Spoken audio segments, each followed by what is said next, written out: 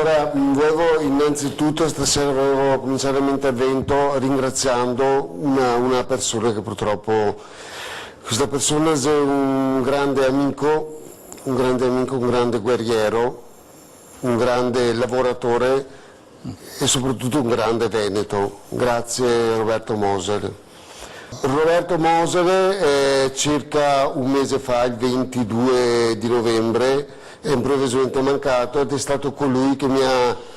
portato a Rete Veneta per la prima volta, circa un anno e mezzo fa, 2 anni fa,